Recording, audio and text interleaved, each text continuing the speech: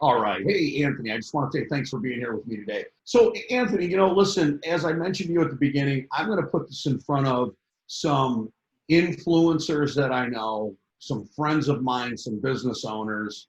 And why don't we start off? If I had your full history in front of me, I would go over it because I know you don't like to toot your own horn. But why don't you give me a little bit of background in terms of how long have you been in this field that we're going to talk about, which is really taking a company's one or two or three biggest liabilities and helping to turn it into an asset or a revenue producing asset. How long you been doing this? Tell me a little bit about your background. Yeah, about 11 years I've been in the insurance business, coming from a customer service background. And so managed private country clubs in the North Dallas area. And when I got into the insurance industry, the one thing that I saw very quickly was everybody wanted to go out and just sell a product. Give me a product. I can show you that I'm a better service provider. Whatever it may be was their niche. And it's typically either I have a product or I have a service, and we kind of differentiated ourselves in that manner. One of the key ingredients that I saw within my first year was how I could convert a liability and turn it into a profit generating asset by refunding structures that are built inside the policy. And I started with a very simple one of taking pre-tax dollars and showing how every dollar that's pre-tax is saving a company FICA dollars. And then I converted it into profit margin. And then my research on that company would actually talk about what their profit margins were. The best way that I could understand it, and I'm a business guy, was, this is an asset. I need it to be, or a liability. I need it to be an asset so it creates more value. And this was 2009. So, the US economy is coming up out of its recession and rebuilding itself. And so people were looking for ways to save money and create and generate new ways of making money. And so I just showed how to do that. Wow. Okay, cool, man. And maybe we'll dive into some different tools and ways to go about doing that here before we're done today. So let's go ahead and kind of address here that when we approach a business owner, we're not approaching them to like switch their insurance, or we're not approaching them as an insurance broker. We're approaching them as a consultant. And if you would, let's kind of dive into that a little bit because, sometimes if maybe somebody hears, hey, you want to get on the phone, talk to another insurance broker? It's kind of like, hell no, I don't want to talk to no insurance broker. It's like, so what really differentiates you in the marketplace when it comes to consulting? The fastest way is probably, there's two sides to the business. There's the retail broker side, and then there's even a wholesale brokerage side. But you've got the broker side, and then you have a consultant role. I played the retail broker for a lot of years, and the biggest piece that I saw whenever I was the retail broker was you were constantly going to get new clients, and it was always a one-on-one conversation. From the consulting angle, I realized I could talk to a lot of different brokers at the same time, train them all exactly how to benefit from these strategies, and then go implement them in with the companies that they have. And so there's two sides to the consulting side as well. You can consult with brokers that are looking, thinking forward and where the marketplace is going. They're not stuck in the status quo, as you might hear a lot on LinkedIn or in the marketplace, of the status quo of healthcare. And then the other side is the direct to the consumer, direct to the business consulting, which is where we do a far majority of our business at this point.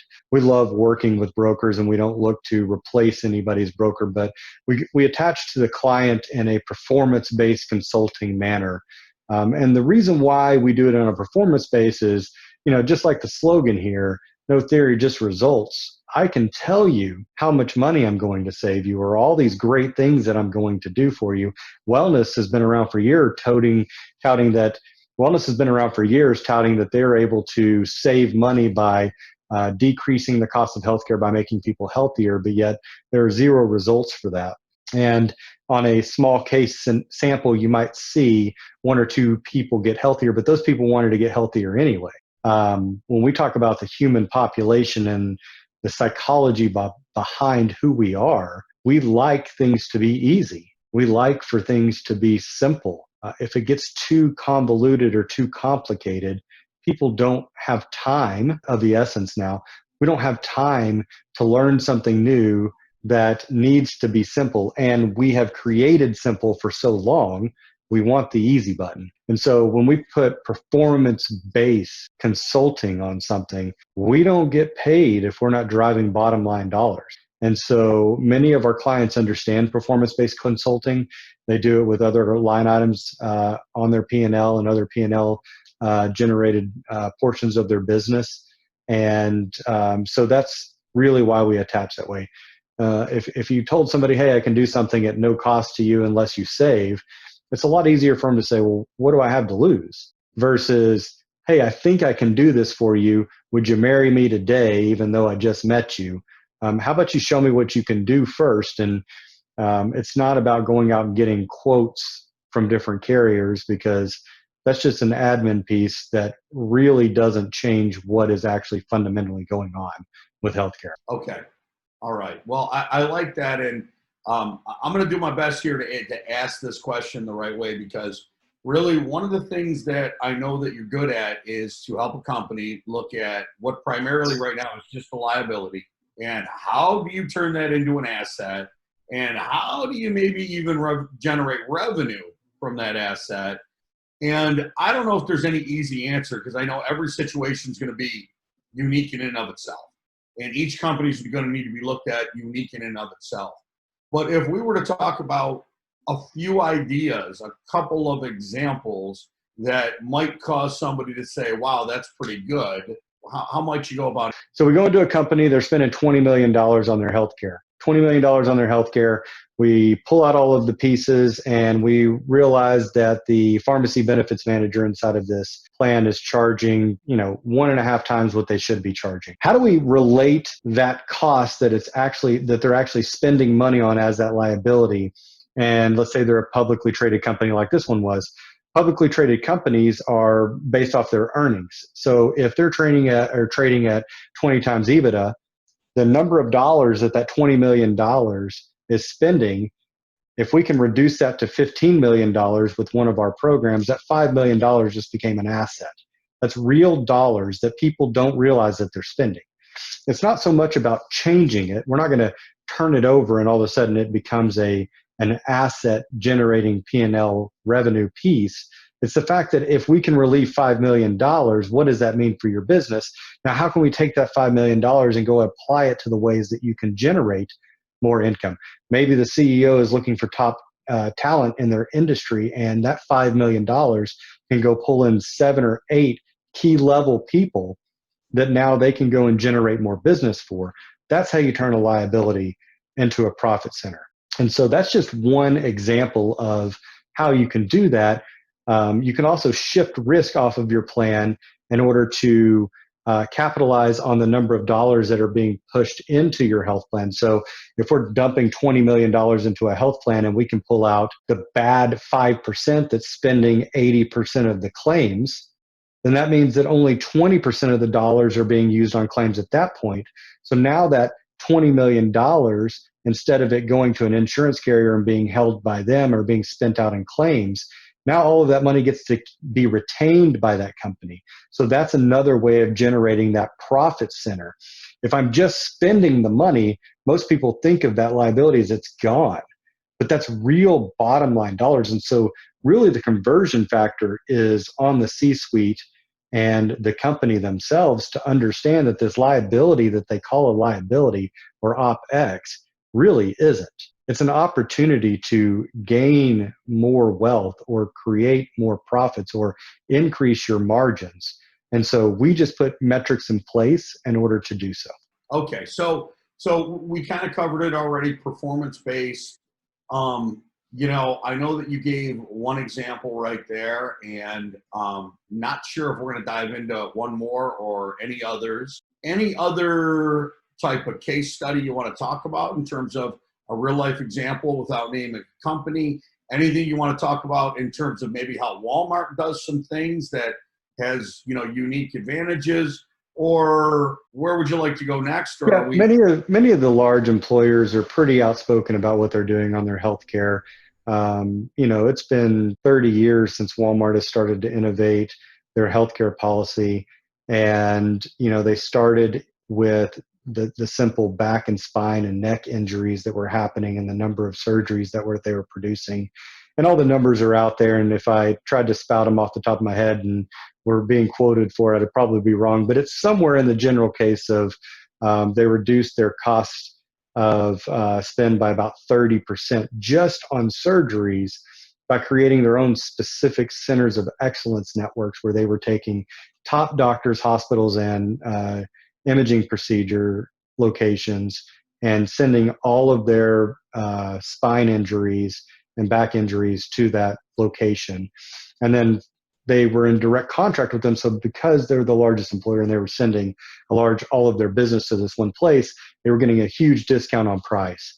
And so, that is probably the biggest market share of cost savings is direct contracting. And it's not easy, depending on the locations that you're in and the states that you're in.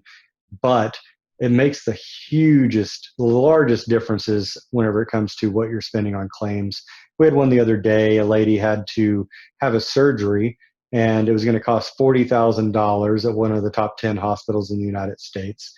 And we were able to get it for a little under $3,600 for the facility, and then another about $3,000 for the surgeon, anesthesiologist, all of those people. Out of pocket, we're talking $7,000 versus $40,000. And that's real bottom line savings for this employer. They're about 100 employees. And so they don't have a ton of money sitting in their self-funded pool. So they need these type of strategies.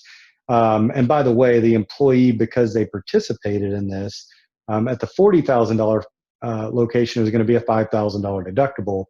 Because they went to this other location, which, by the way, was rated higher in quality and less in readmissions, so it was a better care. They paid $0 out of pocket. They didn't have a deductible. The employer was able to pick up the full deductible or out-of-pocket expense and waive that because it was $7,000 versus $40,000, so the cost offset that out-of-pocket expense, which is why deductibles are put in place in the first place, is to actually keep us from using our healthcare. If I have a $5,000 deductible, I'm not going to run out and get every surgery that my doctor tells me to because I have to read my deductible. Unfortunately, the doctors and hospitals and everyone know these things. So when you start to see somebody get close to their deductible, you can actually watch the claims increase on that patient. And a lot of times what happens is the doctor will be like, hey, I need to run 4 or 5 other tests, or the hospital. And I'm not bashing on doctors here. Doctors, there's millions of doctors out there that do a great job. And it's inevitable that once somebody's met their out-of-pocket expense, more tests, more procedures, more opportunities for healthcare will arise because there's no out-of-pocket exposure to the employee. The problem is that's coming directly from the payer's pocket, which is the employer. And so that's the reason why these premiums continue to go up. And that employee that just spent, $50, $60, $70,000 on claims that year, the next year, whenever renewal comes up, is the one that's complaining that their health insurance went up. You just gave an unlimited credit card to all of your employees and said, we trust you to make your healthcare decisions. Go see what your doctor wants to do. And they're not really worried about cost. They're practicing medicine. Now, don't get me wrong. There are some doctors out there that are helping and cost conscious and things of that nature. But when it comes to the majority of what goes on in healthcare, my doctor has no idea what things cost. That's not his job. His job's to do the practicing of medicine. I'm gonna put you on the spot on this one because I don't know if you're gonna be able to pull this one off the top or not. But the other day we were talking, and the one thing that came up, which was kind of funny, I know I laughed a little bit. Whenever you ask somebody, whenever you ask a company, an owner, when you ask a business, tell me something. What generally happens with healthcare year in and year out? And the answer that we're obviously looking for is, well, the costs go up, the costs go up, the costs go up, premiums go up. And the other day when we were talking, you told me there was an example out there of a 10, 15, 20-year track record of premiums not raising and you made mention of this. Can you comment on that? What was Sure. that? So there is a plan out there that is a very strategic play. It takes a lot of C-suite involvement to get it up and going. But once it is up and running, the plan can eliminate all increases for that company for the rest of the existence of the plan in place. And the company specifically, I haven't been in the industry this long, but the company that's been using it and created it, generated and created this for a major retail company in the United States. And back in, basically the 90s. And for 30 years now, this company has never had a rate increase. Not the large retail corporation, but the clients that use this product and program. And so I can't go into a whole lot of detail on that, but as far as the strategy of it, it definitely gets attention of the largest corporations in America. And many of them have spoken to consultants that are talking about this.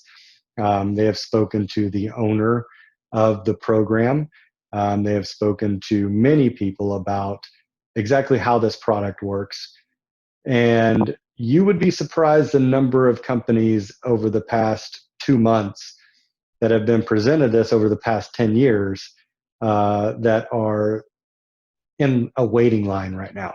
Because for 10 years of prosperity that we have got to experience here, now things are looking very, very different because of the times that we're in. And so the waiting list is lining up, and we're offering people, hey, listen, we might not be able to put this in today, but if you're willing to start going through the process with us now, we'll make sure and guarantee that whenever you're ready to roll this out in January, you're on the list. But here's what we need to do. We get contracts in place. We get all the pieces working. We start the communication pieces so everybody's aware of it. And it's a little bit slower roll.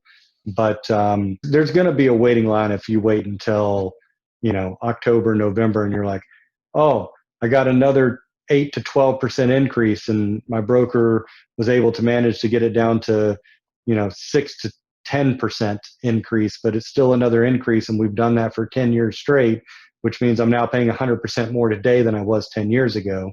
In a lot of cases for the under 500 market, they're seeing, 10 to 15 to 20% increases year after year. So 5 to 7 years, they're seeing double what they paid in premiums, 5 and even 7 years ago. I appreciate you sharing that.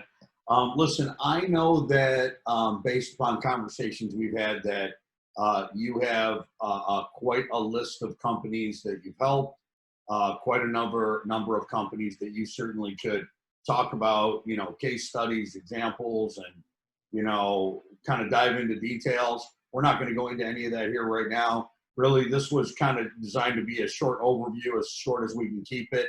And with that said, I appreciate your time, and looking forward to anybody who wants to meet Anthony and get together. We'll certainly make that happen, and I appreciate your time today. Hey Troy, I really appreciate you. This is always fun and interesting to kind of dig into the details of all of this, and the majority of my conversations really are just an educational piece. That's the fun part of this business to me, and just getting to meet and greet with different people as well is always good. So I appreciate your time. All right, man. Take care. Take care. Bye.